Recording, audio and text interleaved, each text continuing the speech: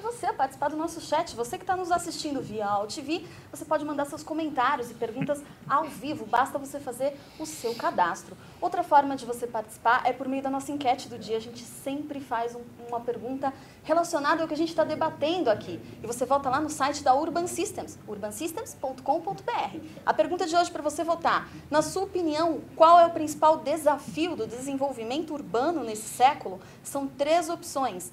A primeira, melhorar a mobilidade urbana. A segunda, resgatar a qualidade de vida nas cidades. Ou a terceira, desenvolver centralidades que equilibrem opções de moradia, trabalho e lazer. Eu já votei, aguardo você também votar e no finalzinho do programa a gente traz o resultado para a nossa mesa discutir.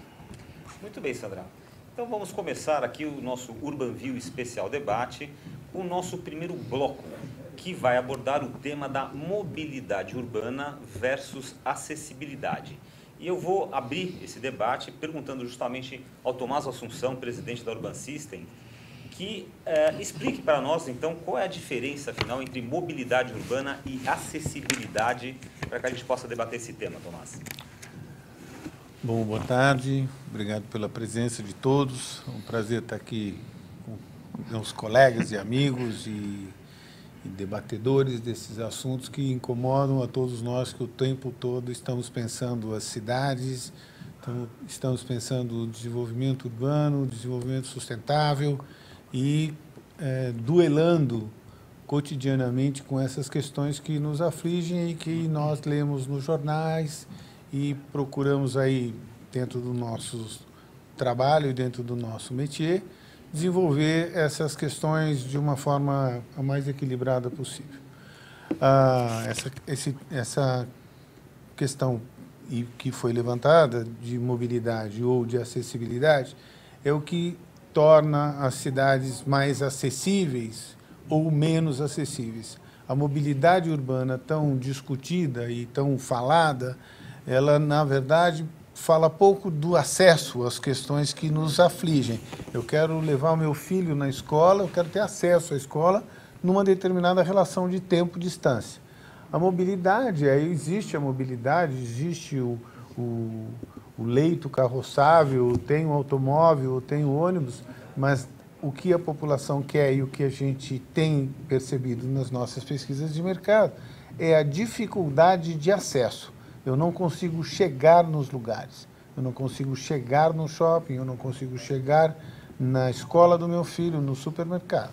Então, o peso que está sendo dado à mobilidade urbana, e aí essa coisa dos corredores de ônibus e toda essa polêmica de como intervir na cidade, no nosso olhar, está desbalanceado em relação à acessibilidade. Estamos falando muito de mobilidade e pouco de acessibilidade. Queria perguntar a vocês o seguinte: o Brasil historicamente vem privilegiando o transporte individual de automóvel em detrimento do transporte coletivo. O investimento na construção e melhoria de estradas e vias é maior do que realizado na expansão do metrô ou trem, por exemplo. Por que isso acontece? Quais são as consequências dessa postura? Você poderia falar um pouquinho sobre esse assunto? O automóvel no século XX, que foi o grande desenvolvimento desse modal de transporte, ele era visto como um objeto de qualidade e conforto. E com a expansão das cidades, o crescimento das cidades, falando um pouco de Brasil, um crescimento que ele foi muito... O poder público não acompanhou a velocidade de crescimento das cidades em relação ao desenvolvimento de sua infraestrutura, o automóvel começou a ser sinônimo de falta de qualidade. O carro ele começou a se transformar no vilão em função do modelo que foi adotado pelo país em épocas passadas, aí até em relação à política, esse modal do transporte rodoviário, e que acabou se transformando no grande vilão da mobilidade brasileira. E não necessariamente ele é um vilão, né? Na verdade, a forma de utilização desse meio de transporte que acabou transformando ele no grande vilão. As cidades elas precisam ser pensadas de uma forma um pouco diferente para criar essa acessibilidade. A partir do momento que a gente expande as cidades de uma forma desequilibrada, onde o deslocamento pendular ele acaba sendo um fator determinante na vida de cada pessoa. Todo mundo tem que se deslocar muito para ir à escola, levar o filho à escola, ir trabalhar, ter lazer, ir ao comércio. Isso acabou impactando negativamente em cidades que são desenhadas para o automóvel e não tem um objeto de transporte público de qualidade, que o automóvel poderia ser somente um elemento coadjuvante do transporte, só um elemento de lazer, de fim de semana, e não de transporte diário, de mobilidade.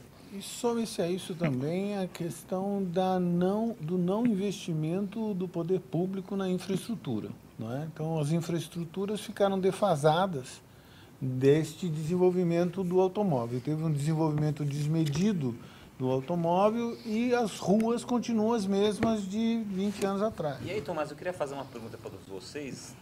Na avaliação de vocês, por que o poder público é tão lento nessa resposta?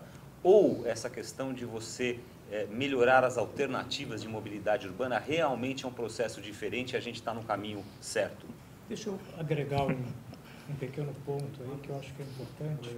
A gente está falando de movimentos pendulares, a gente está falando de acessibilidade, de mobilidade, mas o que a gente também viu na história da cidade de São Paulo foi uma dispersão da residência do centro para a periferia da cidade, quando não para os subúrbios e para outras cidades. Né? No modelo americano de subúrbio. Todo continua sendo feito do modal ou do ônibus ou do automóvel. Né?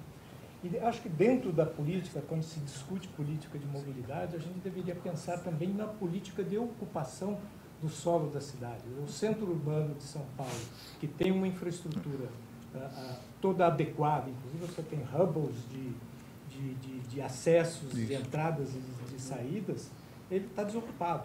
A densidade de ocupação do centro urbano de São Paulo, enquanto o comércio, o serviço se dispersou ao longo da cidade. Né?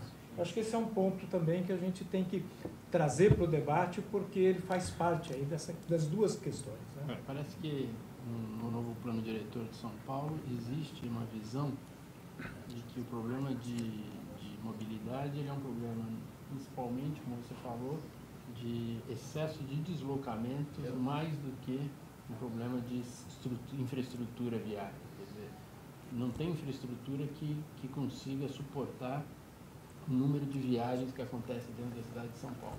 Então, o grande desafio é você diminuir o número de deslocamentos, né, e reduzir a extensão dos deslocamentos. Eu acho que isso é no mínimo sensato. Agora, o que eu acho que a gente tem que ter também uma preocupação muito bem, isso faz todo sentido, vamos readensar as regiões centrais, tem esse novo eixo do Tietê aí, que parece que vai ser objeto da maior concentração urbana, mas o que vai acontecer com as periferias existentes? Né? As periferias vão continuar existindo, as pessoas que hoje habitam as regiões mais remotas da cidade, elas vão continuar habitando lá, então não é razoável supor que vai haver uma migração disso, pode haver um adensamento maior das regiões centrais. Eu acho que é fundamental se pensar aí o processo de evolução de São Paulo, né, mas também das outras cidades, sob o ponto de vista de redução de deslocamentos, mas também de como atender adequadamente aquilo que já aconteceu. Já está instalada aí uma população grande. Como é que a gente resolve o problema da cidade de Tiradentes? Tem 300 mil pessoas lá que não vão deixar de morar lá porque vai existir um adensamento maior na região central. E me parece que o poder público está, de alguma forma, negligenciando essa questão. Está se pensando em o que vai acontecer daqui para frente, em termos de adensamento, mas não está se pensando como resolver o que está instaurado aí em termos de problema. Né? Acho que essa questão de mobilidade, ela pode e deve fazer parte da orientação urbanística das cidades, de uma maneira geral, de maneira que a gente possa orientar o desenvolvimento de determinados segmentos, né? Seja o lazer, o entretenimento, o varejo, o trabalho, a residência, para organizar um pouco as viagens. Né? Isso eu acho que hoje é consciência geral. E quando a gente olha São Paulo, tem cabeças, pessoas pensando isso com competência, com capacidade técnica, é uma coisa. Agora, quando a gente olha o que está acontecendo no Brasil inteiro, em cidades menores, e você vai conversar, às vezes, com o prefeito ou o secretário, você vê que a grande dificuldade é que não existe nem capacitação para se discutir isso, né? As cidades, de uma maneira geral, no Brasil estão crescendo de uma forma completamente aleatória e muito poucas delas você vê uma preocupação né, dedicada a isso, né? Como que a cidade vai crescer. Bom, a gente tocou no tema mobilidade. Eu tenho uma questão bem interessante aqui, que o Alberto Silveira coloca. Lembro que a City, quando desenvolvia bairros como Jardim América, Pacaembu, Alto da Lapa, incluía no projeto linhas de ônibus para garantir a mobilidade de quem fosse morar no bairro. Isso, além de atrair moradores para a região, beneficiava toda a cidade. Ele gostaria de saber quais os planos da City para o urbanismo em São Paulo para os próximos anos, enfim, e debater um pouquinho essa questão. A gente está falando aí de épocas bastante diferentes das de hoje, né? Estamos falando do começo do século passado, onde a questão do transporte era uma questão importante na medida em que os bairros da City se dirigiam ao sul da cidade, né? Distantes do centro, né, da cidade, e aí, através de uma parceria com a Light, a City conseguiu levar o ônibus para dentro dos bairros e para a mobilidade entre os bairros e a cidade, né? Eu acho que a reflexão que eu trouxe, que o Cláudio traz, que o André traz, o Tomás traz, sobre a questão da mobilidade, ela é uma questão que existe de fato. Hoje você tem uma cidade com 10 milhões de habitantes, você tem uma grande São Paulo com praticamente 20 milhões de habitantes e os deslocamentos se fazem hoje em extensões cada vez maiores, né? As pessoas que moram em Campinas, procuram uma forma de viver diferente, moram em Santos, moram em Sorocaba, vêm trabalhar em São Paulo e não encontram aí uma política de infraestrutura urbana para o funcionamento de transporte público e a única forma dela se locomover acaba sendo o veículo, né? Então acaba congestionando todo o viário da cidade. Eu acho que a solução não é uma solução apenas de adensar mais o centro, é de você ter uma visão complexa dessa questão e trazer um conjunto de soluções que tem que ser tomadas de fato, né? Então, mas o Cláudio citou Desculpa, um ponto. por favor. O Cláudio citou um ponto interessante, que é a falta de preparo das prefeituras, né? Quando a gente amplia um pouco mais e começa a ver a nível de Brasil, no meu caso, eu moro fora de São Paulo. Então, eu tenho a vivência diária de uma região, teoricamente, bem mais tranquila, né?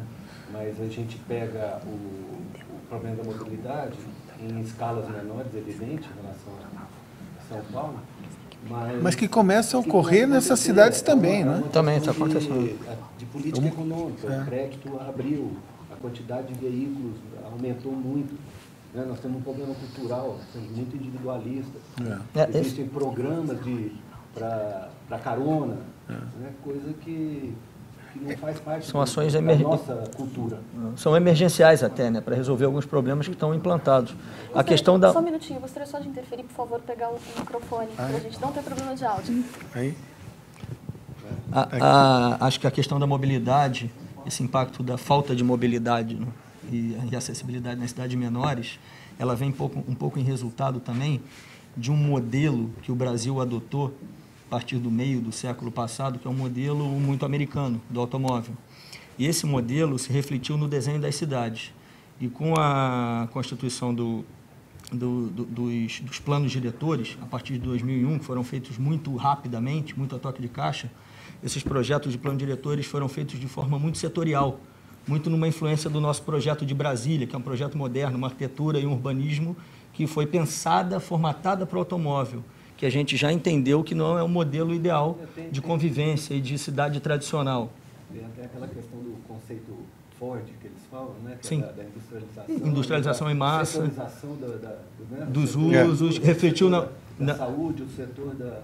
Isso, refletiu nessa urbanização modernista, que foi implantada. Brasília é um ícone mundial desse modelo. Isso se refletiu também nesses planos diretores dos municípios. Você pega plano diretor hoje em cidades médias de 600, 700 mil habitantes, que tem lá o setor industrial, o setor hospitalar, área só para residência, que você às vezes não pode... Tem aqui próximo de São Paulo, no interior de São Paulo, uma região que cresce muito, muito rica, Tem cidades que você tem setores da cidade que você só pode colocar residência.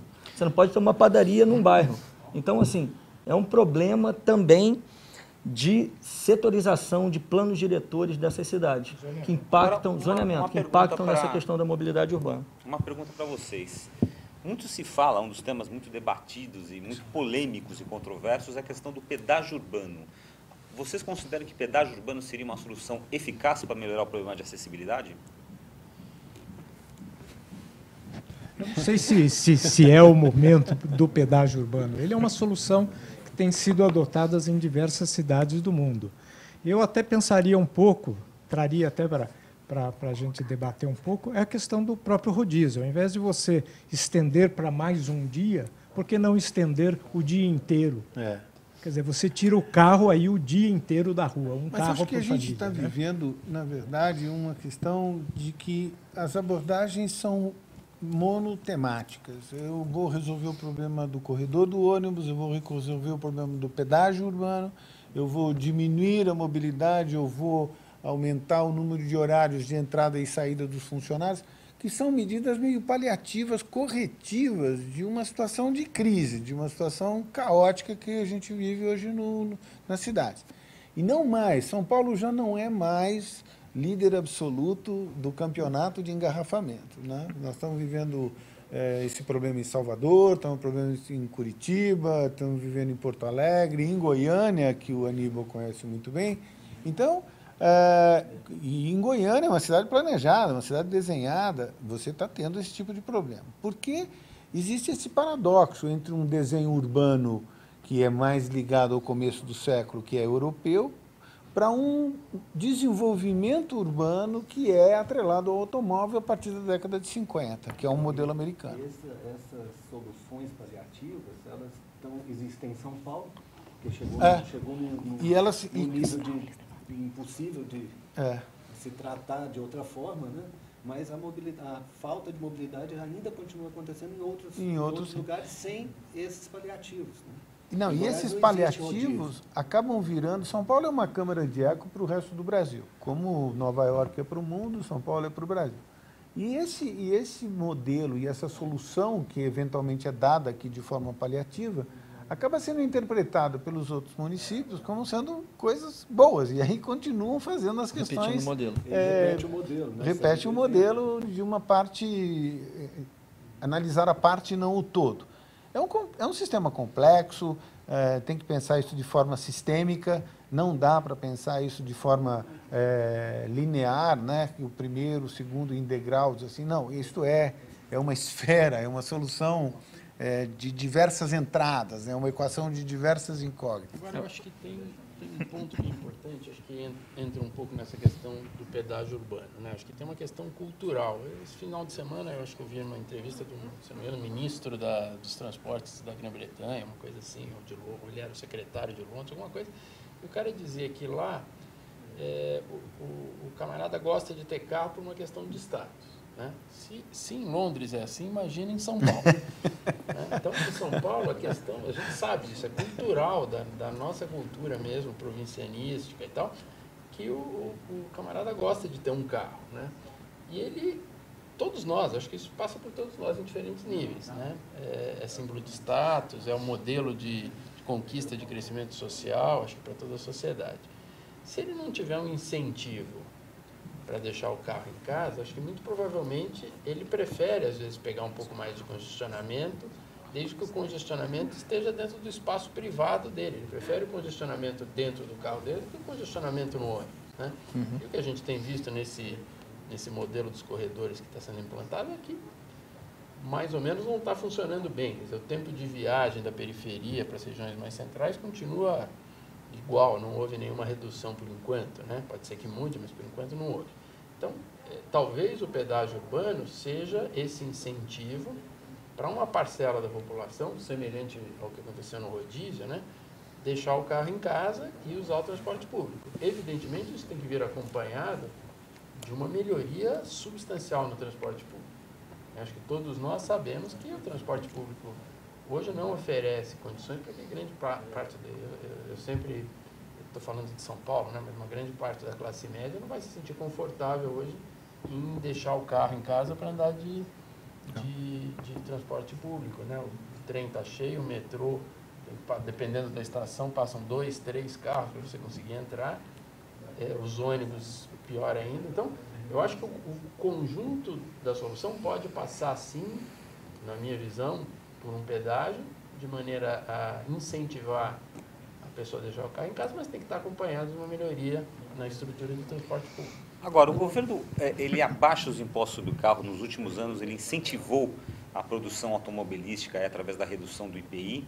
Ao mesmo tempo, ele pinta os veículos como um dos grandes vilões da mobilidade urbana, incentivando o uso do transporte. E teve essa questão também que foi colocada para vocês, que é as faixas de ônibus de um governo também do mesmo partido, só que na cidade de São Paulo, que parece que quer penalizar o uso do carro e em tese para favorecer o transporte urbano. Como é que vocês veem esse paradoxo de estímulo à indústria automobilística, condições para que se vendam mais carros e, ao mesmo tempo, um estímulo para o uso do transporte coletivo? Talvez esse seja um grande erro, né? Junto a esse incentivo à venda de automóveis, à industrialização e à manutenção dos empregos, por um lado faz sentido, mas por outro você está incentivando também a imobilidade urbana, né, que está acontecendo, botando mais veículos nas ruas. Teve um aumento de impostos para importação de bicicletas. Isso aconteceu mais ou menos há 1 ano e meio atrás, 2 anos, alguma coisa assim. Então você, em vez de incentivar os modelos de transporte que são mais amigáveis e menos impactantes, você penaliza ele, você aumenta a taxa na bicicleta e promove a venda do automóvel de uma forma mais diversificada, mais ampliada. Assim, essa questão que o Cláudio falou faz todo sentido. Enquanto não tiver um investimento, não de paliativos e emergenciais, como corredor de ônibus, algumas outras situações aí, fazer um pedágio urbano. O pedágio urbano é uma questão, ou você tem diversas teorias sobre o assunto. O pedágio urbano você paga para andar de carro. Tem alguns que defendem você pagar para parar o carro. Você em Nova York, em Manhattan, você parar o carro no estacionamento, é tão caro, e você tem a infraestrutura de transporte público que funciona, que o sujeito que tem o automóvel, ele prefere circular de metrô. Mas você tem que ter a opção. Você tem a opção. Então passa Aqui por nós não isso. temos opção. A gente não tem, a gente tem um paliativo. Tem o ônibus anda um pouco mais rápido na faixa. Mas para você entrar no ônibus, você não consegue nem entrar no ônibus. É o mesmo paliativo Tem qualidade. do incentivo da carona. Eu volto a insistir na questão. Nós estamos falando, o Cláudio citou o desconforto de andar de ônibus. Mas você anda de 4 pessoas dentro do carro muito bem confortável. Sim. Ainda nós não temos um incentivo que viabilize esse... ou que force, porque isso é uma questão cultural. Né? Também. O individualismo é muito cultural, mas à medida que isso toca no bolso, sim, né, com certeza. Hoje tem alguns aplicativos, né? Tem alguns desenvolvimentos de tecnologia no modelo de Smart City. Você começa a viabilizar. É muito pouco ainda, é muito pequena, né? A preocupação que eu vejo é que cada vez que a gente analisa um ponto, isso nos remete a uma... É quase como analisarmos uma atividade, e isso nos remete a um degrau superior e a um outro degrau superior, né? E que nos remete a uma visão mais ampla do problema.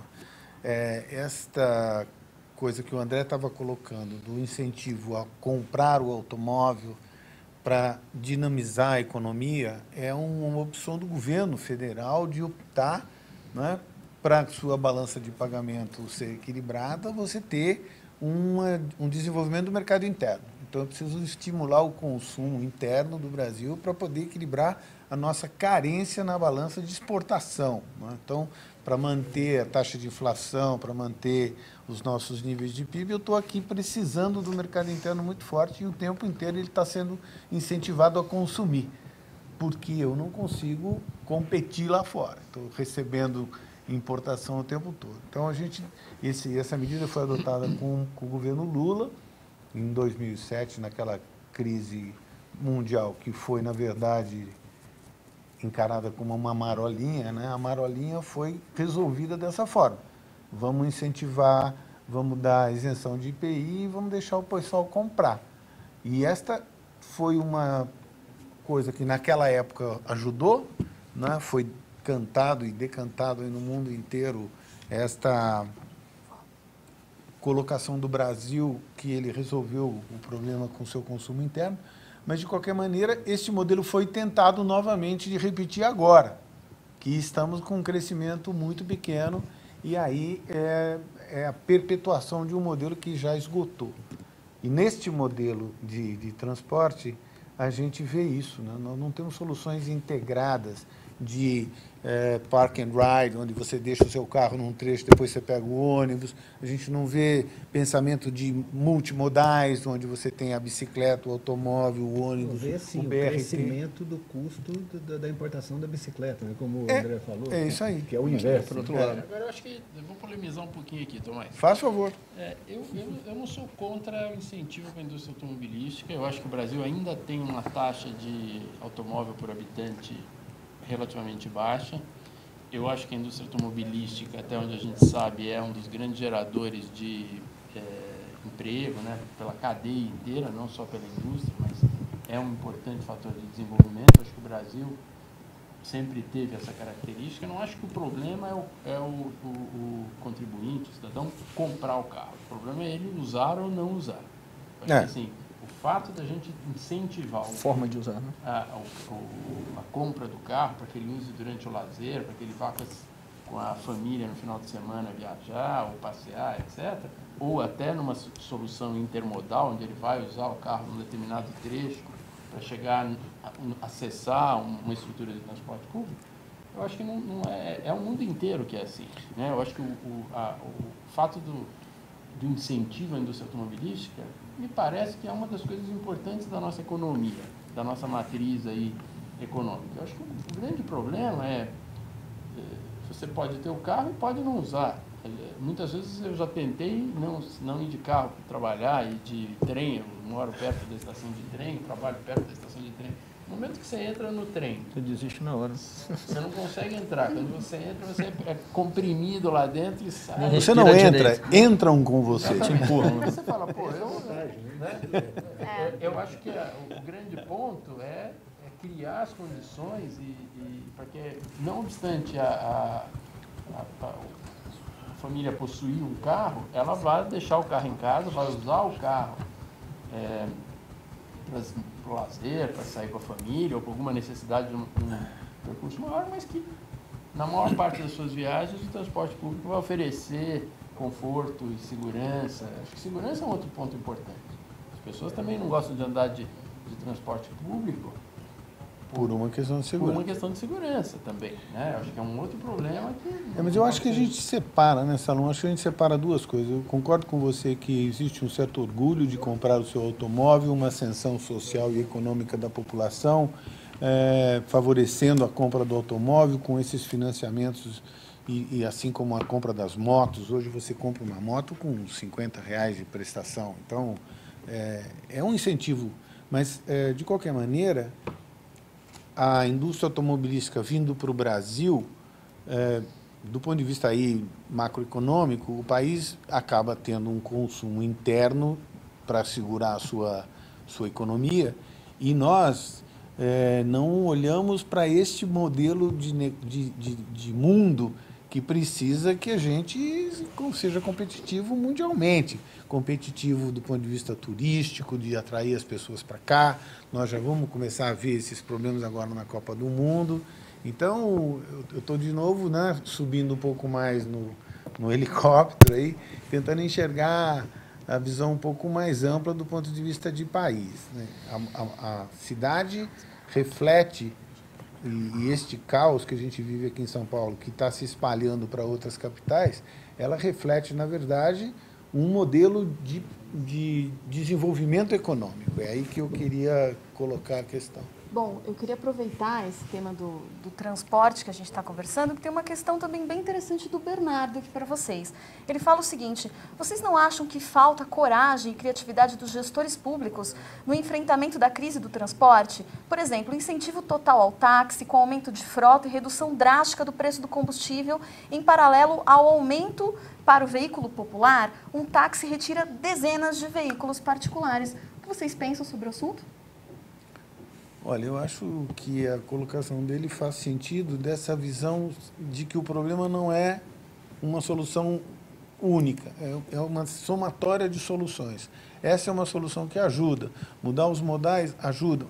E, contrário a essa colocação do Bernardo, eu tomando um táxi no aeroporto de Congonhas, os motoristas de táxi estão reclamando que eles o governo não está mais deixando licenciar novos táxis. Tá? Então tem um desencontro aí. De encontro. As medidas estão todas desencontradas. As medidas estão E de encontro à questão de que você tem que pegar um táxi no aeroporto, isso já é um absurdo. Já é um absurdo. Você deveria pegar um metrô, um trem no aeroporto, né? Eu acho que, só complementando aí um pouco a questão dos incentivos à indústria automobilística, acho que a gente saiu de um modelo de desenvolvimento econômico baseado numa indústria que vinha desde a estrutura de bens de capital até a indústria de consumo, e a gente perdeu parte desse parque industrial à medida em que se focou apenas na exportação de commodities, né? Isso aí. Minério de ferro Exatamente. e etc. Né? Então isso faz com que você tenha também poucos instrumentos de incentivos econômicos para serem adotados no momento que precisa. Mas, ao lado disso, a gente não pode esquecer que o país crescendo, de qualquer maneira, a demanda por carros, a aquisição de novos veículos vai acontecer de qualquer maneira. Acontecer. E essa aquisição aí entra no que o Cláudio falou, quer dizer, você ter o carro é uma coisa, você usar o carro é outra coisa. É isso aí. Né? Então, eu acho que... Ter o carro é bom, usar o carro... Agora, para você não usar, você precisa realmente de uma política integrada e de investimentos públicos. Eu me lembro, na década de 70, quando o movimento de dispersão aí em direção ao interior começou com a Alphaville e tudo mais, eu me lembro que eu olhava para a Alphaville e dizia, mas se algum dia eu tiver que... Como é que eu vou fazer minha vida? Ou lá ou cá, né? Porque se eu tiver que ficar vindo num carro, eu estou perdido. Né? Então, quer dizer, lá de trás, há 40 anos, o problema já se iniciou. E não houve nenhuma solução e nenhuma forma de razoavelmente se atender. Agora que está se falando nos trens, ligando Jundiaí, Sorocaba... retomando, né? Retomando um trilho que existia da Santos Jundiaí, né? O grande problema é estrutural mesmo, 40 anos de atraso. E incentivar o uso da bicicleta. Em que ciclovia? Aí vem a segurança. Não, eu tenho a segurança de andar de ônibus, mas tem a segurança de ser atropelado. E tem a segurança de andar na ciclovia, porque o cara te leva a bicicleta, né? Filmaram, né? O cara. Esse negócio da bicicleta, eu particularmente, eu sou ciclista, eu pedalo em São Paulo e tal. Eu acho que tem uma mesa de ciclistas aqui. O André é ciclista, você também, Bigote? Tem que fazer um caminho. Estou por fora. Aníbal, temos que comprar uma bicicleta. A minha alternativa de mobilidade é bicicleta. E deu a ciclovia que eu não saio dela.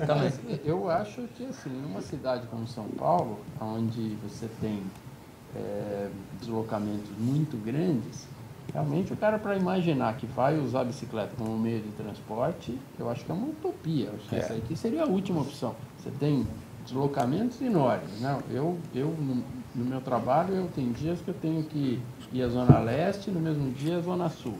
Como é que eu vou fazer isso de bicicleta? Por mais que eu seja um ciclista, eu não sou um atleta profissional.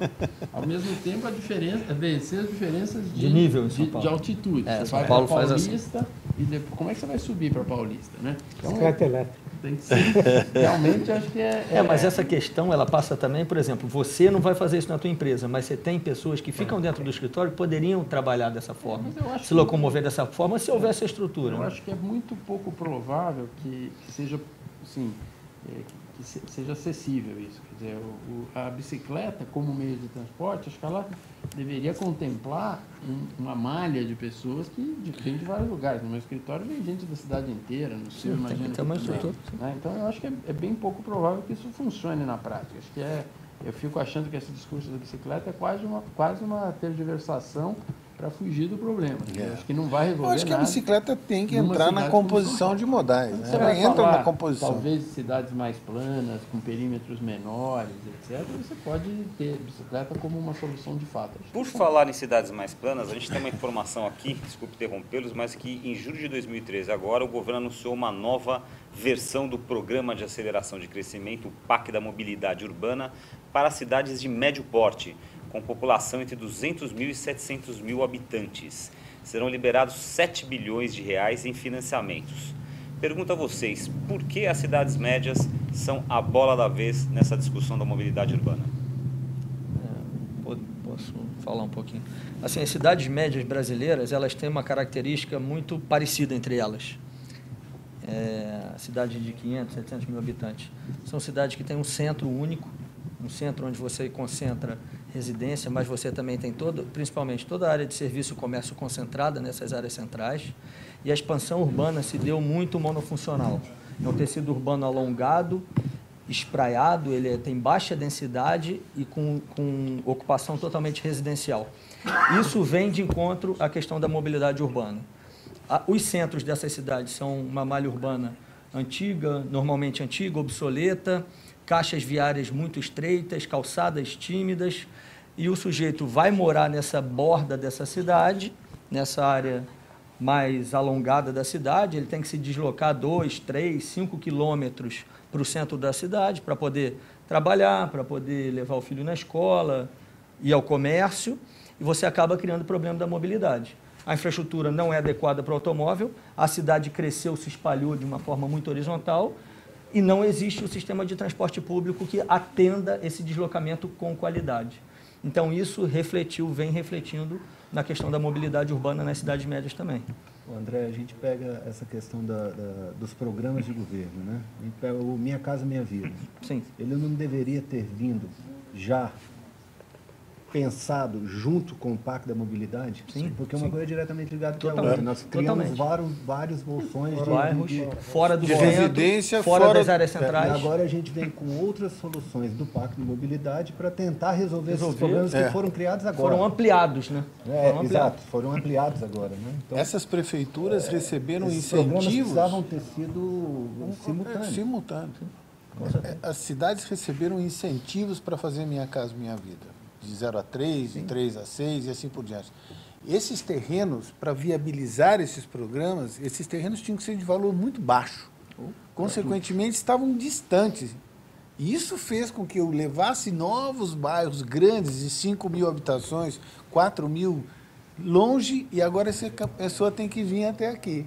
E aí eu tenho que, de novo, fazer um pacto da mobilidade. Quer dizer, não é pensado de forma integrada e sistêmica. Tem um problema que é uma questão difícil de resolver, mas ela tem solução, que a partir do momento que você tem um território muito valorizado, se a gente pegar aqui a Zona Sul, Zona Paulista, Central, Zona Sul de São Paulo, é um terreno muito valorizado. E a implantação de residências mais econômicas, elas se viabilizam só em terrenos mais baratos. Então, acaba tendo essa segmentação das classes sociais nas cidades, no Brasil. Isso tem acontecido muito. Onde você viabiliza o residencial econômico é onde o terreno é mais barato. O terreno é mais barato na periferia das cidades. O pensamento que deveria ser feito para evitar que esse cara tenha esse movimento pedular para o centro é você viabilizar junto com esse novo equipamento residencial, em muitos casos adensados, em função do Minha Casa Minha Vida, trazer também serviço e comércio para esses novos locais que estão sendo desenvolvidos.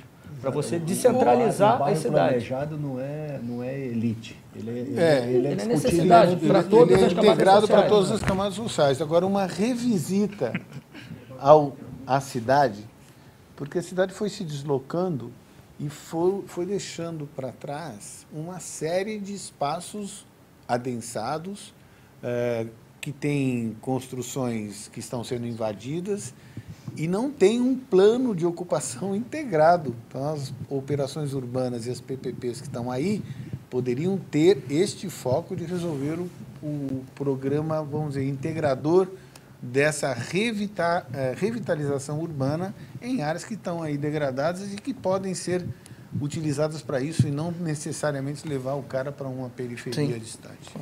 Muito bem, gente. Problemas de mobilidade e acessibilidade são indicadores de que uma cidade precisa se preocupar com possibilidades de descentralização.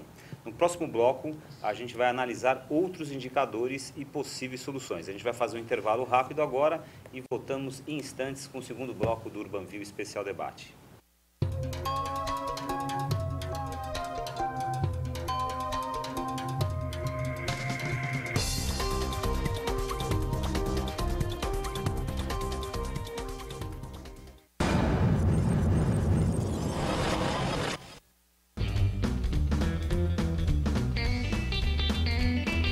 está de volta com mais um filme de Eparema. É o quarto filme que a marca faz com o personagem da plantinha. Na estreia, nós tínhamos duas plantinhas conversando. Rapaz, você tá na natureza. E aí depois a gente mudou. Aí entrou um novo personagem, que era o sapo. 40-0. E agora a gente voltou sendo duas amigas, duas plantinhas. Será que ele vai me ligar? Toca, vai. Toca! A grande novidade foi a gente humanizar, de trazer uma situação que é da gente pra plantinha. O que a gente buscou mais era a gente puxar reações humanas para essas plantas. Ai, quando eu tô ansiosa, eu acabo comendo o que não devo. A ansiedade daquele começo de relacionamento, você não sabe se liga, se não liga, o que está acontecendo. Foi o gancho aí que impacta na digestão e onde o remédio pode ajudar. E uma coisa que é importante ainda para a marca é a gente apresentar as novas embalagens, os novos sabores.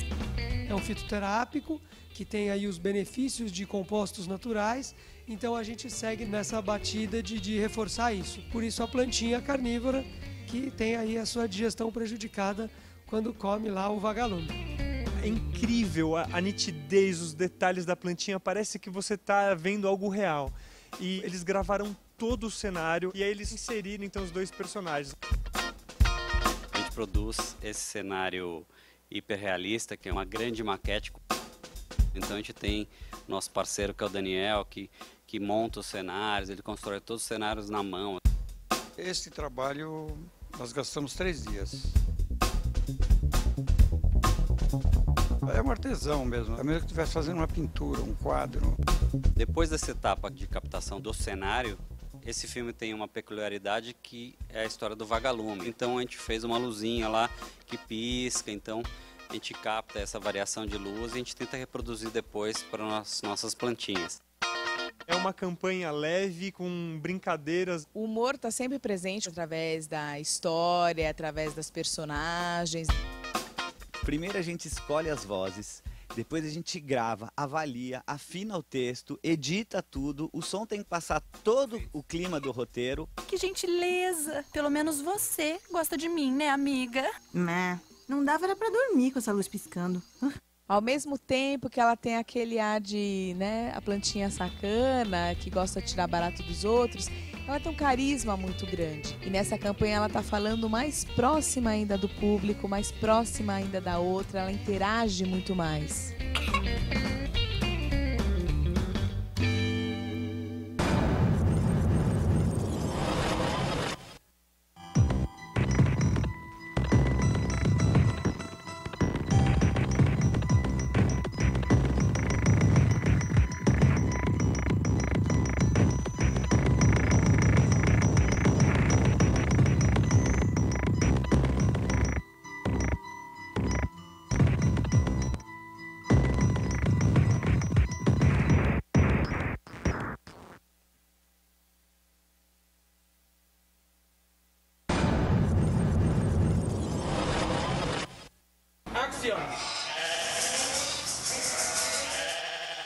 Essa é a primeira campanha para lançar a Itaipava Light. Então, a primeira coisa que a gente pensou, a gente falou, a gente tem que achar a maneira de comunicar a cerveja light. E a partir daí, depois de muito trabalho, muito brainstorm, muito pensamento, nós chegamos a um conceito bastante interessante, que é: tem horas que você tem que ser light. Implica que há momentos que você precisa de uma escolha e precisa ser um pouquinho diferenciado da atitude que você normalmente toma em relação a muitas situações que você passa no dia a dia. E para alguns momentos, você precisa ser light. Reunião? Sábado? Claro! A partir desse conceito foram desenvolvidos 2 filmes. São filmes ousados. A gente decidiu por ter filmes realmente impactantes. A produtora que ficou a cargo dessas filmagens é uma produtora argentina chamada Revolution. E o diretor é o Luciano Urbani. Action. O filme do escritório, que a gente está chamando de filme de não, é uma locação, de fato é um escritório. Action. Foi bastante divertido você fazer uma bagunça no escritório, né? Dificilmente a gente pode fazer isso onde a gente trabalha. Foi um momento muito curioso dessa filmagem. Os filmes, além da questão do humor, eles têm um toque de sofisticação. Então, aliar essa questão de sofisticação com humor realmente foi um desafio. E o próximo comercial é o que a gente chama de Cabras. Ele foi filmado numa mansão lá no Ipiranga. Foram mais de 80 figurantes e a gente conseguiu colocar dezenas de cabras lá dentro. Para dirigir todas essas cabras que estavam soltas na mansão, foi usado muito prêmio para elas, muita ração para elas realizarem cada truque da cena, né? Seja entrar no buraco do quadro ali, né, com a cabeça ali no buraco do quadro, seja para puxar a toalha da mesa.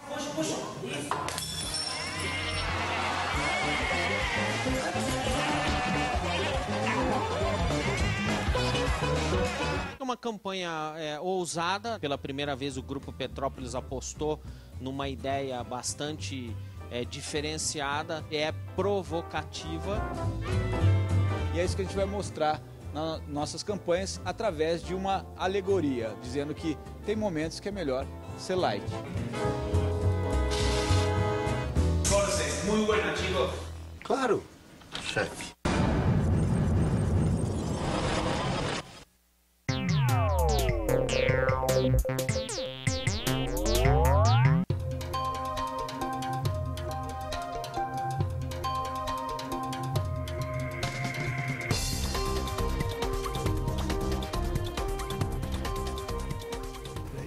Estamos de volta com o nosso segundo bloco do programa Urban View Especial Debate, que tem hoje a participação de Tomás Assunção, André Lompreta, Cláudio Salum, José Pereira Wilkin Bicudo e Aníbal Crossara Júnior. O tema do nosso debate de hoje é os desafios do desenvolvimento urbano no século XXI. Lembrando a você de participar aqui ao vivo, via chat ou via a nossa enquete. Sandra? Verdade, via chat a gente está recebendo várias questões bem interessantes que eu vou colocando ao longo do debate. Muito obrigada pela participação. E como o Gilberto disse, a gente tem também uma enquete que você volta lá no site da Urban Systems, urbansystems.com.br. A pergunta para você votar, na sua opinião, quais são os principais desafios do desenvolvimento urbano desse século? Primeira opção, melhorar a mobilidade urbana. Segunda opção, resgatar a qualidade de vida nas cidades. Ou terceira opção, desenvolver centralidades que equilibrem opções de moradia, trabalho e lazer. Eu aguardo a sua participação. Maravilha.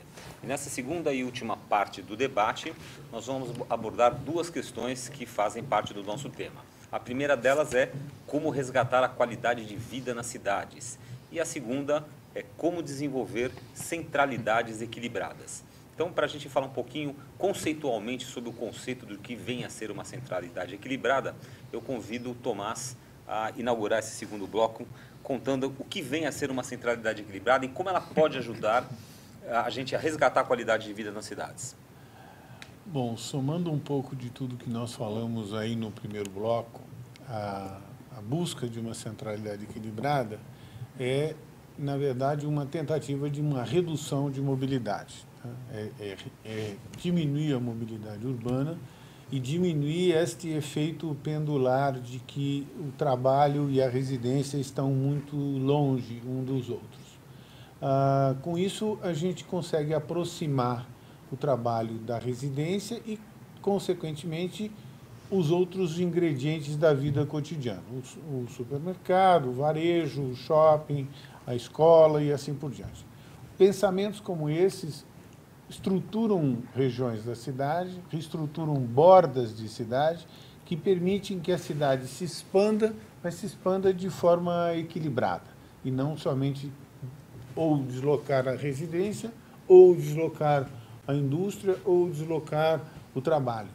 Esta é a visão que a gente enxerga como uma solução para essa questão de mobilidade, mas também para um aumento de qualidade de vida, onde a distância está num espaço geográfico mais amigável.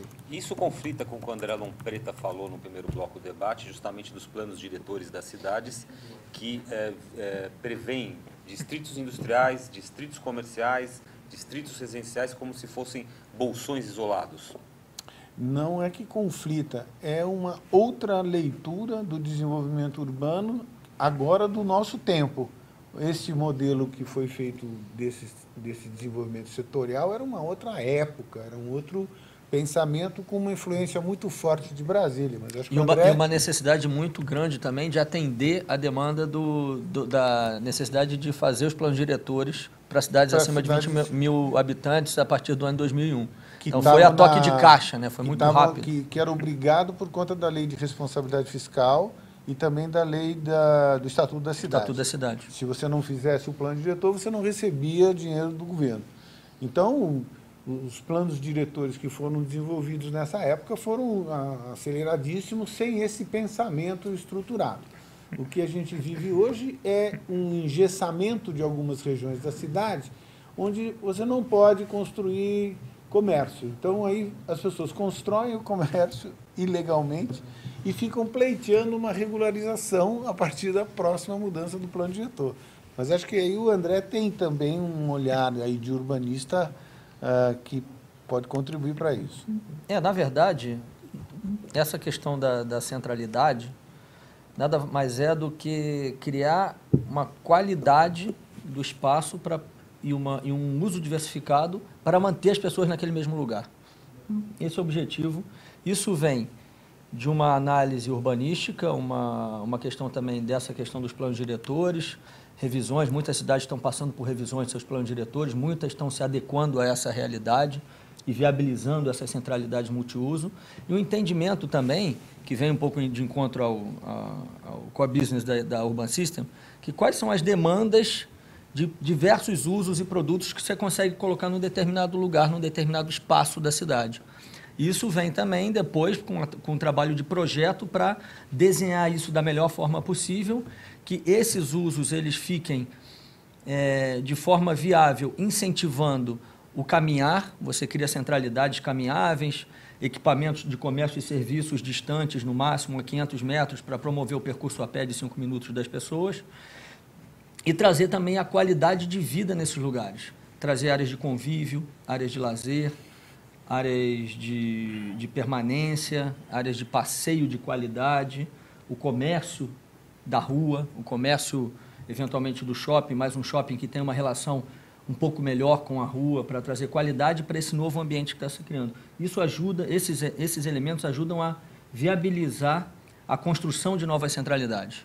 Então, André, essas revisões dos planos diretores, à medida que ela tem que ter ainda um olhar mais micro da cidade, né? A gente vendo uma questão de um pensamento macro, de planos diretores macros, mesmo porque não existia anteriormente os mesmos problemas de mobilidade que nós temos hoje. Sim. Né? E isso vai se intensificando à medida que a gente vai olhando micro, porque isso foi pensado num tempo atrás, mas numa outra situação, numa situação muito mais setorial do que... Sim, do que no detalhe. Do que no detalhe, né? Então, se planejava a cidade criando setores, como Brasília tem muito essa característica. Você né? tem agora nós agora a gente tem que levar isso para um micro, que é uma análise mais no detalhe, né? Análise no detalhe de cada setor da cidade. E você veja, tanto isso é verdade de um lado do ponto de vista residencial, como também do ponto de vista industrial. A gente está envolvido com o polo de Camaçari, que quer e precisa ter, no plano diretor do polo, que é soberano ao plano diretor da cidade, uma atividade que não é industrial. Precisa ter hotel, precisa ter centro de eventos, precisa ter... E não consegue, porque o plano diretor do polo não permite, só pode ter indústria lá. Né? A revisão tem que ser cada vez mais cada vez mais, exatamente. Cada vez vai no detalhe. Ele é micro e depois ela se expande de novo para a cidade. E aí, eu acho que ela tem que olhar para a cidade enquanto o seu próprio centro também. Porque uma coisa é a gente falar em criar bairros planejados ou novas centralidades, olhando áreas vazios urbanos, onde você tem uma facilidade muito maior. A outra, que eu acho que é muito mais complexa, é você trazer essa centralidade para regiões já ocupadas. Né? Muito bem observado. A gente olhando aqui os jardins, onde você tem zonas estritamente residenciais, você acabou criando corredores comerciais, onde você está aí com uma competição em relação à mobilidade que catastrófica, né? Exatamente. Porque você tem que reduzir a velocidade, você tem que entrar, você tem que sair, você tem uma série de questões aí que são bastante complexas quando você tem que olhar a questão da centralidade e do uso misto nos bairros já consolidados, principalmente como residenciais. E né? principalmente esse aí que eu estava falando no bloco anterior, né? Você revisitar a cidade em algumas regiões que são passíveis dessa... Né? Nós tivemos um ensaio disso há quase 15 anos atrás, que foram as revitalizações do centro. Né? Isso aconteceu em Goiânia, até com um grupo espanhol que veio para pensar e revitalizar o centro de Goiânia. Mas faltou, simplesmente, o que houve foi uma revitalização de imagem, né? Mas não levou e não se repensou o plano diretor, onde levar o que revitaliza, levar a população para morar no centro. Exatamente. A população vai fazer o que no centro se não tem outros... Pegando esse gancho que você está falando, por que vocês acreditam que não se consegue, por exemplo, revitalizar o centro da cidade de São Paulo, que, segundo mostram as pesquisas, tem a melhor e mais abundante oferta de serviços, de transporte, de luz, gás encanado, essa coisa? Por que não se consegue revitalizar o centro de uma cidade como São Paulo? O que é falta de vontade política, falta de coordenação entre iniciativa privada e governo? Eu acho que você está trabalhando aí com um território ocupado, para começar, né? Você tem pessoas residindo, você tem comércios funcionando, você tem uma estrutura, você tem uma vida ali que está acontecendo. E quando você pensa em revitalização, o que você acaba construindo é um master plan de ocupação, de uso misto, perfeito, equilibrado, extremamente eficiente, mas que deixa de olhar quem mora ou quem trabalha na região. E essas pessoas, pelas inseguranças que são geradas de um novo modelo, acabam, elas, dificultando o próprio processo de implantação. Né? E nós temos que lembrar da revitalização que ela tem que acontecer fora do horário comercial. E dentro do horário comercial, então, todo mundo da cidade está trabalhando ali. Como é que o centro funciona fora desse horário? Eu acho que o Bicudo deve ter essa informação melhor que a gente, mas o que acontece também é que o tempo necessário para um processo desse ser implantado é um tempo que ultrapassa o tempo de um mandato. Né? Então, o que acaba acontecendo é que muitas vezes um projeto, como aconteceu em São Paulo, me parece que tinha um bom projeto da gestão anterior para a revitalização da área da Cracolândia, né? Um projeto que foi discutido com especialistas aí do mundo inteiro, e terminou o mandato, ele foi descontinuado, então todo aquele investimento que foi feito, o trabalho que foi feito, acaba sendo desperdiçado, não só porque não sei se era bom, se não era bom, mas o fato é que a temporalidade desse processo me parece ser muito superior ao tempo de um mandato, né? Até que um prefeito consiga aprovar, tramitar esses processos na Câmara, etc., acaba o mandato e todo o trabalho que foi feito acaba sendo desperdiçado. Então, eu acho que uma das questões importantes no Brasil é essa, né? A questão política, onde a sucessão de diferentes partidos aí, e acho que em São Paulo isso aconteceu claramente, acaba inviabilizando. Quer dizer, independente se o projeto é bom ou não é bom, era um projeto. Agora nós estamos começando esse plano diretor com um projeto completamente diferente, sem aproveitar nada da experiência que foi feita, nada do trabalho que foi feito. Sim. Se essa gestão conseguir emplacar isso em 4 anos, que me parece pouco provável, nós vamos ter um novo plano de incentivo de adensamento no centro de São Paulo, mas que vai ter que passar por toda uma tramitação. Então, eu acho que uma das questões importantes aí, que talvez responda essa pergunta, é isso. Quer dizer, como fazer isso respeitando a questão política no Brasil. Né? E o tempo agora vai precisar de mais outro projeto, né? Porque já existe uma outra Cracolândia, né? Que vai ter que ser desocupada também. Então já começa a ter problema social, político, tem um econômico. aspecto aí que também eu acho que nós começamos a caminhar e trilhar com as privatizações aí dos aeroportos, as concessões das rodovias, e que agora começa a entrar em operações urbanas e de desenvolvimento de PPPs, parceria público-privada, para este tipo de revitalização. O problema que a gente atravessa é que, se iniciativa privada tem uma situação econômica viável para ela fazer essa revitalização, ela vai fazer. Um dos fatores de fracasso da operação do centro foi isso. Existia uma contrapartida do governo numa intensidade tão grande que o dinheiro da iniciativa privada não conseguia viabilizar, não é? Porque eu teria que fazer uma quantidade tão grande de habitação de interesse social, mais hospital, mais creche, mais não sei o quê, sobrava um espaço imobiliário muito pouco, para que eu pudesse vender escritórios, hotéis e residências de melhor padrão, que a conta fechasse para a iniciativa privada. Então, ninguém se interessou. É mais ou menos como uma privatização de uma estrada que dá vazio, porque o preço do pedágio não vai pagar essa conta e eu não vou conseguir fazer tudo que a estrada precisa, né? Agora, eu acho que foi dado um sinal positivo aí com essa privatização de Confins e do Galeão, onde o governo cedeu, não é? Até a privatização da estrada, que também já tem, acho que eu não sei que está 386, alguma coisa lá de Cuiabá, que também o governo cedeu na equação que viabiliza para a iniciativa privada entrar no negócio e fazer uma PPP.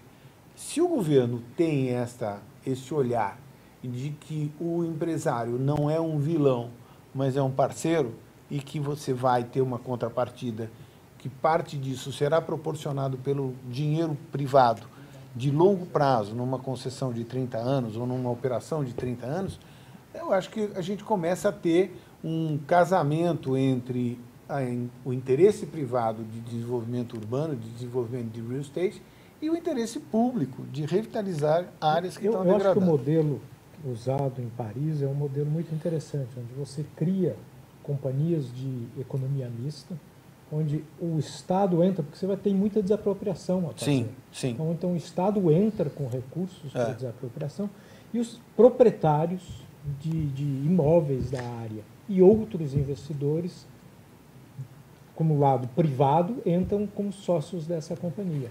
Ela tem uma condição de viabilidade muito maior, talvez, do que você simplesmente criar uma concessionária que vá investir na desapropriação.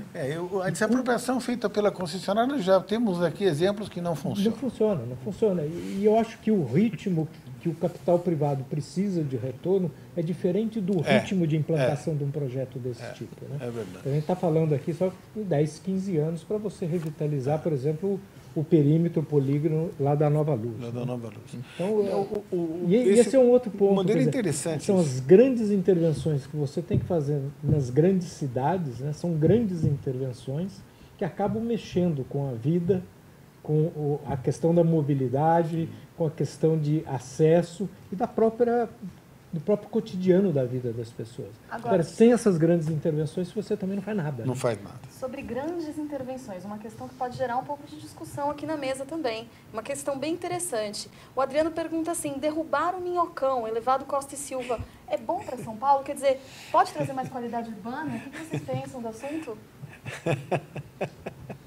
Adriano, obrigado, hein? Olha, estamos acabando de implodir a perimetral no Rio de Janeiro. Mas a gente tem aí um caso muito parecido em Nova York, que é o Highline. Foi uma iniciativa da Associação do Bairro de se apropriar de uma estrutura suspensa, um antigo viaduto onde passavam os trens no meio da cidade. E a ideia foi construir um parque elevado, um parque linear elevado, que reverteu... Hoje, acho que é o 5º parque mais visitado do mundo, é o Highline hoje. Reverteu numa valorização enorme do mercado imobiliário em volta, tem uma revitalização dos bairros vizinhos àquela região, que todos os bairros estão se requalificando, se reestruturando, trazendo restaurantes, serviços, comércio mais qualificado, edifícios surgindo, hotel, residência, todos muito bem desenhados e bem qualificados, ajudando o desenvolvimento da região, através de uma apropriação de uma estrutura que, num primeiro momento, era um pênalti para a cidade. Aquilo era um negócio sem solução. O que vai fazer? Vai implodir? Vai demolir? Não, fizeram um parque elevado. Existem situações e situações. No Rio de Janeiro o caminho foi diferente.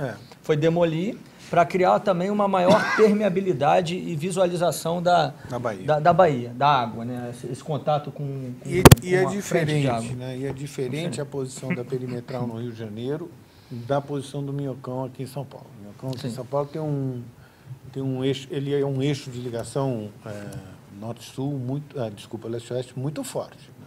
Muito forte. E a alternativa para ele não tem, né? Porque a cidade está muito adensada. Já no Rio de Janeiro era mais fácil de resolver essa questão e acho que, parcialmente, algumas soluções do Minhocão podem ser tomadas. Podem ser criadas ciclovias, podem ser criadas bolsões. Existem uma série de projetos na prefeitura de revitalização e uso do Minhocão de uma maneira diferente do que está aí hoje, uma agressão na paisagem urbana, que esses projetos atenuariam muito fortemente essa agressão que o Minhocão é no centro de São Paulo. Mas, do ponto de vista viário, eu acho muito difícil a substituição do Minhocão. Mas acho que ele pode ser, como ele é no final de semana, ele é transformado num parque. As pessoas vão lá, ele é fechado à noite. Então, essa releitura do Minhocão pode ser feita de maneira a humanizá-lo e de transformá-lo numa coisa melhor do que ele é hoje, né? Mas a demolição dele, eu acho, na minha opinião, inviável. Eu acho que, no primeiro momento, eu concordo até, Tomás, com essa inviável demolir ele, tirar essa artéria estrutural viária da cidade, né? Você tirar ela e não colocar nada para substituir no primeiro momento é praticamente inviável. Mas acho que com o pensamento de uma implantação de uma infraestrutura de transportes ligados a trilhos, metrô, trem de superfície, você começa a pensar nessa possibilidade, né? Mas aí realmente é um trabalho que vai além de um mandato de prefeitura. Esse problema é um problema que no Brasil é realmente desesperador, né? Trabalhar com ciclos de desenvolvimento políticos e não de ciclos de desenvolvimento urbano. Mesmo com lei de responsabilidade fiscal, não resolveu tanto. Mesmo né? com ajuda, mas não resolveu. Ajuda, mas não resolveu. E isso se reflete no plano municipal, no plano governamental e no plano federal, né? Mesmo com continuidade de 8 anos, às vezes tem uma descontinuidade porque é uma área de não interesse do partido e essa área que não é daquele partido, é de outro partido, acaba tendo um atraso, o projeto é engarrafado, engavetado e não anda. É um problema cultural nosso e crucial para esse desenvolvimento do país. Acho que é um dos nossos grandes gargalos. Agora, uma pergunta aqui para o José e também para o Aníbal, que trabalham em empresas que são empreendedoras, são realizadoras. Tem uma questão também que a gente levantou aqui, que é as pessoas que tendem a se isolar e mudar o conceito de vida em comunidade quando a cidade não oferece mais condições ideais de convivência. Começam a se rodear de muros altos e grades, câmeras de segurança e irem para condomínios fechados. Pergunto a vocês, condomínios fechados são uma boa solução no processo de descentralização? Perdão. Quais são as vantagens e desvantagens desse modelo de condomínios fechados? Eu entendo que o condomínio fechado não é uma boa solução em termos, quando você pensa cidade, quando você pensa um bairro, né? Ele pode ser uma solução de maior eficiência no uso e na ocupação daquele determinado solo, mas ele reduz absolutamente, quase a zero, todo o outro aspecto da eficiência, ou a contradição em relação à eficiência, que é a sociabilidade, né? A sociabilidade, ela tem que existir para que você tenha, inclusive, também uma melhor qualidade de vida. E a sociabilidade se dá através de bairros abertos de uso misto, onde você possa agregar comércio, serviços. Aí faz sentido você ter a questão da distância medida pela sua capacidade de ir até a padaria, de levar a sua criança à escola. Eu acho que a melhor solução ainda é o bairro aberto e o bairro planejado no sentido do uso misto. Eu me lembro de uma pesquisa feita em São Carlos, pela Universidade de São Carlos, com os moradores de um condomínio fechado na cidade de São Carlos. E eles pegaram uma menina cuja escola estava a 2 quadras da portaria do condomínio, e ela caminhava dentro do condomínio, e ela dizendo, o meu maior medo é quando eu via aquele portão fazer cleque atrás, eu olhava para as 2 quadras que eu tinha que caminhar e me sentia absolutamente insegura, né? Quer dizer, você trouxe para ela um medo que não existia lá, e ela perdeu o contato aí com a cidadania, com a própria cidadania, né? Eu acho que isso reflete também um pouco esse modelo de bairros horizontais e condomínios fechados, também no adensamento. Essa falta de convívio vem não somente pelo uso único e pelo isolamento com o restante da cidade, mas também pelo adensamento. Se a gente comparar, por exemplo, Copacabana é o bairro mais adensado hoje do Brasil, tem próximo de 300 habitantes por hectare. Alphaville tem em torno de 25 habitantes por hectare. Então você tira o convívio das pessoas, você elimina a possibilidade das pessoas se encontrarem na rua. Primeiro que elas não andam a pé, porque elas andam de carro, porque o modelo do desenho é um modelo muito espraiado. E com essa densidade também você não consegue definir centralidade em ambiente de qualidade de cidade. É evidentemente que a gente não pode deixar de considerar a questão de segurança. Não tem como negar que realmente, a nível de segurança, você teria, pela falta de segurança pública, você acaba criando esses modelos. Um modelo que te favorece. Né? Mas a segurança... Eu acho que talvez uma solução intermediária, que atenda as 2 partes, é você ter um entorno integrado a isso. Sim. Né? Que normalmente não acontece pelo distanciamento desses bairros fechados. São fora da cidade, normalmente são muito distantes. Né? Mas você tem bairros fechados dentro da própria cidade. Veja Ribeirão Preto, por exemplo. Aqui dentro de São Paulo mesmo, você tem micro bairros fechados. Você pega ruas que são vielas, cul-de-sacs, que são fechadas, e aquela comunidade ali, por questão de segurança, não sei, eu não conheço a legislação de São Paulo em detalhe, mas aquilo é fechado com autorização da prefeitura ou não. Sim, para criar um controle. Para criar um controle de acesso e restringe o acesso à população. De novo ali, a gente volta... Ali a gente fica com o acesso o exclusivo dos moradores. Né? Mas eu diria, de novo a gente volta que o papel do Estado não está sendo exercido. Exatamente. Que ajudaria a não ter esses problemas de baixo. Parece que a gente trata como vilão, né? Eu trabalho na área de shopping center e a gente sempre ouve que o shopping center é um dos vilões, porque ele atrapalha o comércio de rua, porque o comércio de rua sofre no shopping center. A gente ouviu falar aqui mesmo hoje do carro, que é um vilão, porque a pessoa tem carro e não anda de transporte público, do condomínio fechado, que atrapalha a vida da cidade. Mas eu acho que esses 3 temas são bastante recorrentes, e acho que a gente anda um pouco em círculo, porque na verdade não vai deixar de existir o carro, não vai deixar de existir o shopping center e não vai deixar de existir o condomínio fechado, enquanto o mercado assim preferir. Enquanto o consumidor preferir andar de carro do que andar de transporte público, porque no transporte público ele não tem conforto, ele não tem segurança. A mesma coisa acontece no condomínio fechado. É evidente que todos têm consciência que o bairro aberto é muito mais simpático, agradável, mas sob o ponto de vista do mercado imobiliário, se você lançar um empreendimento aberto ou um empreendimento fechado, o empreendimento fechado vai valer mais do que o empreendimento aberto. Né? Quando a Companhia City projetou, tenho o prazer de morar num bairro projetado pela Companhia City, onde você tinha a obrigatoriedade de ter muros baixos, né? Tinha aquelas exigências de recuo, de permeabilidade do solo, incrivelmente moderno, tudo isso. A única coisa que a municipalidade flexibilizou nos projetos da Companhia City foi os muros. Mas aí... Para ser o desgosto, Bico. Viraram paredões. Mas é lógico, né? Mas eu acho que assim, a gente não pode entender... O mercado é que vai definir isso. Enquanto as cidades, onde eu trabalho, eu tenho a oportunidade de andar bastante, meus clientes ficam próximos e tal, a gente anda bastante ali na região do Itaim, já fui assaltado 2 vezes ali. Né? Quer dizer, eu ando por teimosia mesmo, mas no final das contas, às vezes é mais barato você pegar o táxi, né? Então, o que eu penso não tem como a gente querer mudar por decreto. Vamos fazer condomínios abertos, vamos fazer bairros abertos. Enquanto o mercado entender que isso é inseguro, nós vamos continuar com os shopping centers fechados, com os bairros fechados e com o transporte individual. Mas eu acho aí, viu, Salom, aí sou eu que vou discordar um pouquinho de você, que é assim.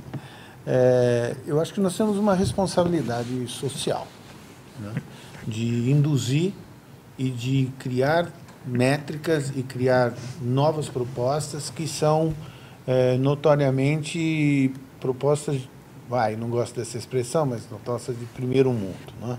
O Brasil caminha para um desenvolvimento, nós queremos que os nossos filhos tenham essa visão globalizada, o mundo hoje é global e, portanto, existe uma acessibilidade à informação, existe uma acessibilidade a ir para a Europa e andar em Londres a pé e se sentir seguro, e existe uma perpetuação de um Estado de coisas que a gente tem que lutar, não é? Eu assisti recentemente uma palestra do Domênico de Masi, e que me deixou muito instigado e motivado, né? O Domênico fala de o mundo nos anos de 2020 a 2030 vai passar por uma situação onde ele vai se separar em 3 grandes blocos. Um bloco produtor de conhecimento, inteligência, design, patentes e royalties. Nesse bloco se situa, muito provavelmente, Estados Unidos, China, Japão. Um segundo bloco, produção industrial e gestão da produção industrial, onde os países chamados do BRICS se situam, o Brasil, a Rússia, a Índia, assim por diante. E o terceiro bloco, produtor de mão de obra, matéria-prima e insumos de commodity. O Brasil se situa em 2 blocos. O bloco primeiro, como produtor de matéria-prima e produtor de insumos, e entrando fortemente no segundo bloco, pautada pela indústria automobilística. Eu estive na Itália também recentemente, lá por conta da nossa parceria com o Politécnico de Milão, e a Itália está exportando a Fiat para o Brasil. Ela está reduzindo a Fiat dela na Itália e está exportando a Fiat para o Brasil. A Coreia está vindo com os automóveis aqui. A China está trazendo os automóveis para cá. O Japão está trazendo os automóveis para cá. As fábricas aqui estão aumentando de tamanho, estão dobrando de tamanho. Por quê? Porque nós seremos o produtor do automóvel.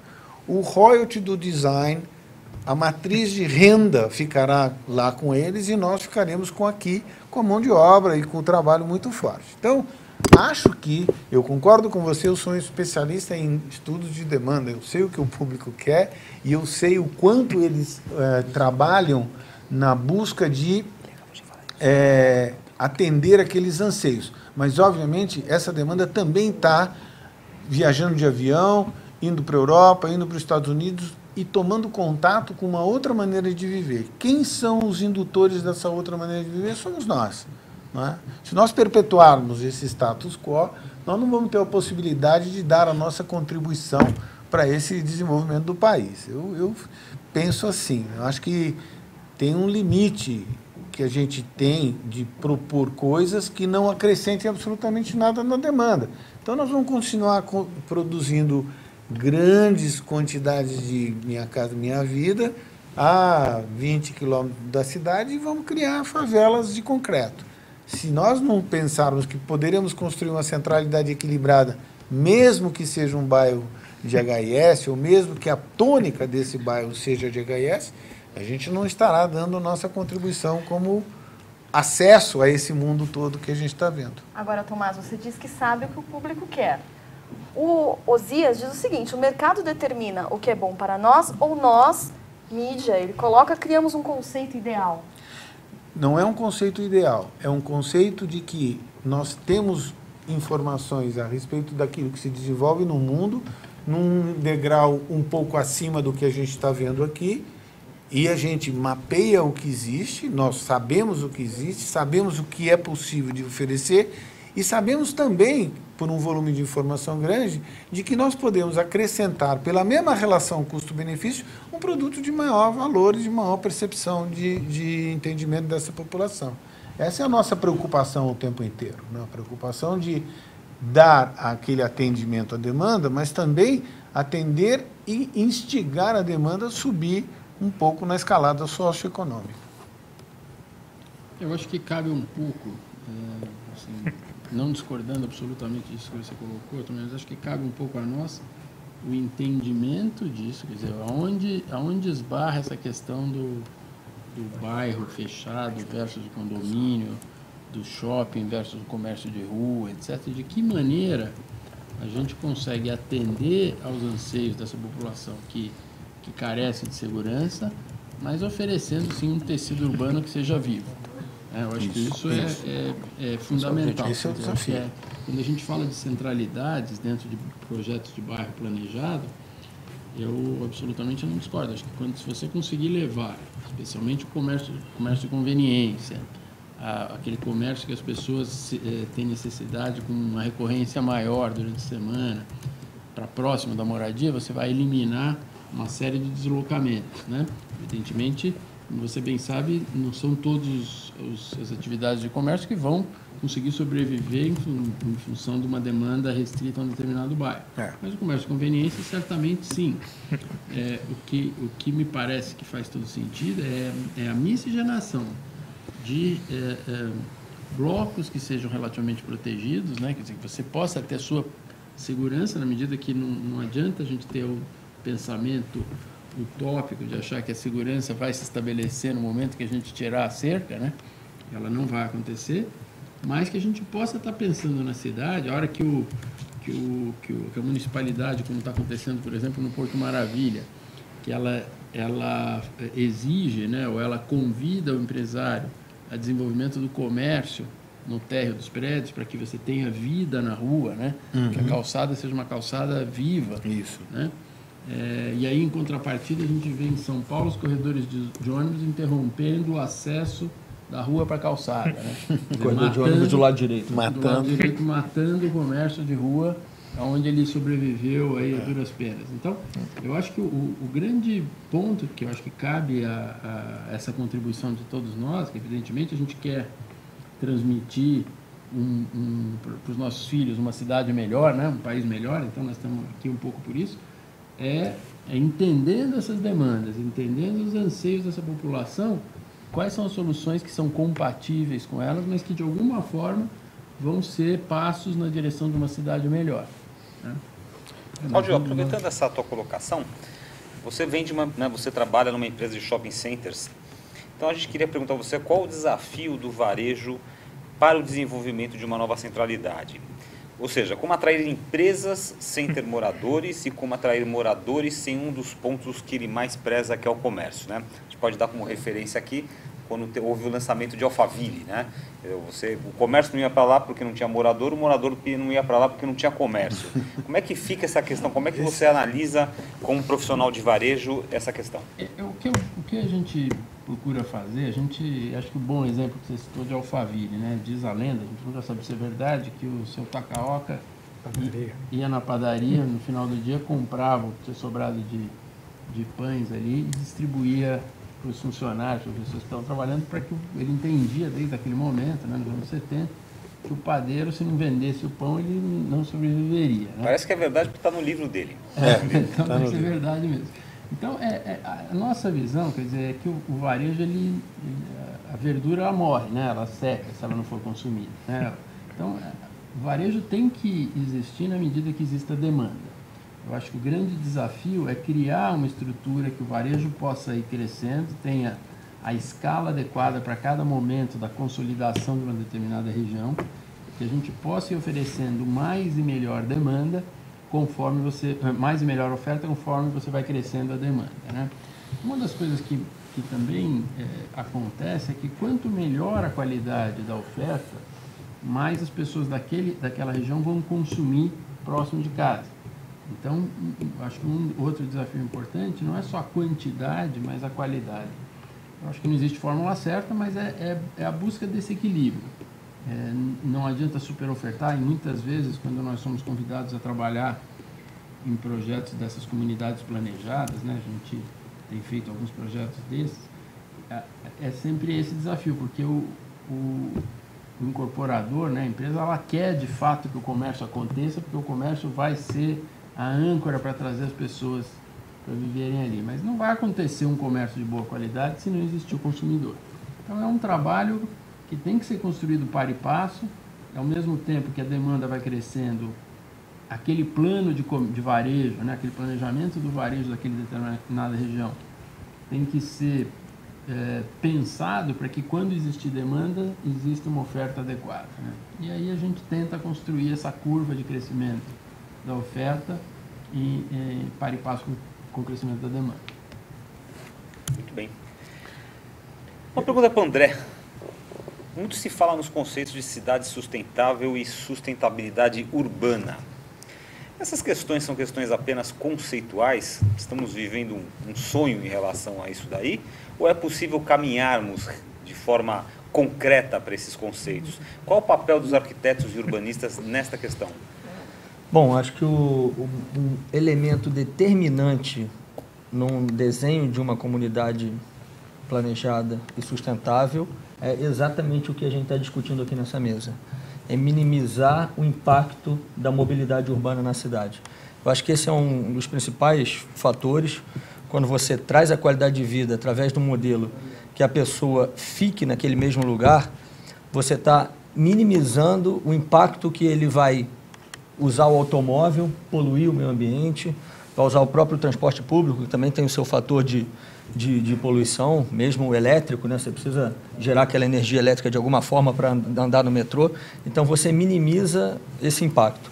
E outros aspectos também são possíveis aí para melhorar essa eficiência da sustentabilidade desse desenho urbano. Alguns deles são o melhor desenho de acesso a esse comércio, esse varejo, minimizando essa possibilidade do impacto, uma melhor orientação dos edifícios, do plano urbano em relação à insolação, em relação à ventilação, melhor qualidade dos espaços públicos, trazer maior permeabilidade, não em detrimento ao menor adensamento. Você pode ter muito adensamento e manter aquele bairro permeável, usar pavimentos menos impermeabilizantes. Tem várias situações. Promover e incentivar o uso da bicicleta para evitar que o cara ele precisa fazer um percurso de 2 km. Se ele tem uma estrutura muito boa para ele percorrer esse caminho de bicicleta, ele vai de bicicleta em vez de usar o carro num dia que não tem muito sol ou não está chovendo. Então você tem diversos recursos de desenho urbano que podem ajudar muito nessa busca da cidade mais sustentável, né? Só fazer uma complementaçãozinha ao que o Cláudio estava falando, muito na linha do que ele está falando, né? Eu acho que quando a gente fala em condomínio fechado ou ele em si, você tem uma eficiência no retorno do que foi investido muito rápida. Ele retorna para você rapidamente. Quando você começa a pensar no desenvolvimento de bairros de uso misto, no tempo, eles têm um investimento maior e o retorno deles se dá mais alongado. Mais a longo prazo. Quer dizer, você precisa realmente ter, o desenvolvedor urbano tem que ter, ou pensar na forma paciente. Quer dizer, o retorno desse capital é paciente, porque ele vai ter que incentivar a formação desse bairro ao longo do tempo, né? E onde está o ganho que se vê? É nas diversas fases, é saber aproveitar, quer dizer, ter um bom projeto e, através desse bom projeto, ele se tornar um projeto onde haja uma ocupação que permita o desenvolvimento desse uso misto, você saber aproveitar a rentabilidade das diversas fases, aí com ganhos reais, mas o capital, o retorno é paciente mesmo. Pegando uma carona nisso, Bicudo, e pegando também o que o André falou, eu fico impressionado como toda vez que a gente fala em sustentabilidade, imediatamente a gente é remetido a essa questão da sustentabilidade ambiental. Eu tenho discutido esse assunto nos nossos projetos e também em participação que a gente tem tido em outros projetos de mais longa duração, como concessão dos aeroportos, estradas e assim por diante, onde a nossa leitura é que a sustentabilidade nasce na sustentabilidade econômica. Eu preciso gerar emprego e renda. Se eu não tiver emprego e renda, eu não tenho pessoas que moram e que querem morar mais adequadamente e que querem ter uma ascensão aspiracional. Essa adequação de uma sustentabilidade de emprego e renda é uma sustentabilidade econômica que favorece que uma cidade continue gerando atratividade para as empresas complementares.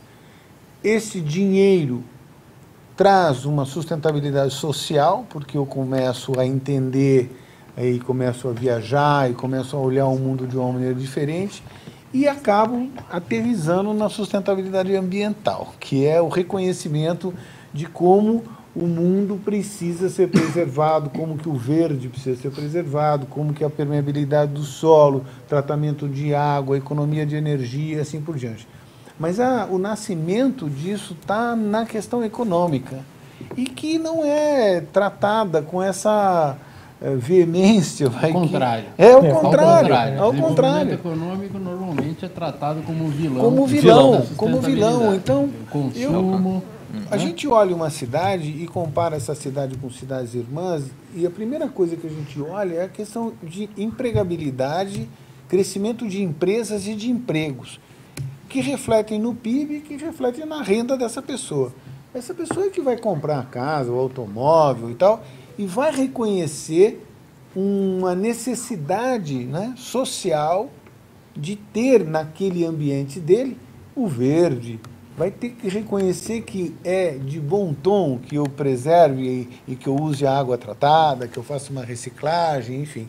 Então, eu fico sempre preocupado com essa dissociação aí da sustentabilidade, onde fica uma sustentabilidade, né, do verde, teórica, preservação, não sei o quê. Tudo aquilo que gera riqueza, né, que é o funcionamento da economia, né, é tudo visto como um grande vilão da sustentabilidade.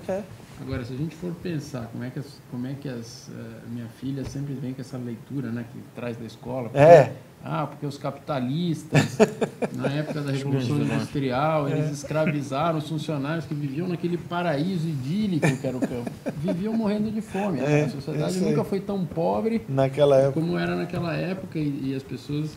Quer dizer, o desenvolvimento econômico, ele é o que proporciona claramente a possibilidade da sociedade se organizar, respeitar o meio ambiente, evidentemente que é um desenvolvimento econômico pensado de forma racional. Né? Agora, quando as pessoas falam, porque o varejo, o consumo, o automóvel... Parece tudo como vilão. Civil, todo mundo é vilão. Então, se isso não existir, nós vamos voltar para a caverna, né, e vamos ser extrativistas. E é um caminho sem volta, né? Está aprovado. Ele tem suas contradições, você precisa saber como superar essas contradições.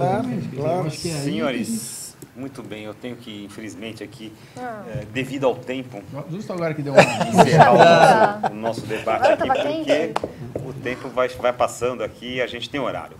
Então, para encerrar o nosso debate, eu vou convidar a Sandra para rapidamente falar o resultado da nossa enquete, que foi ao ar durante o programa.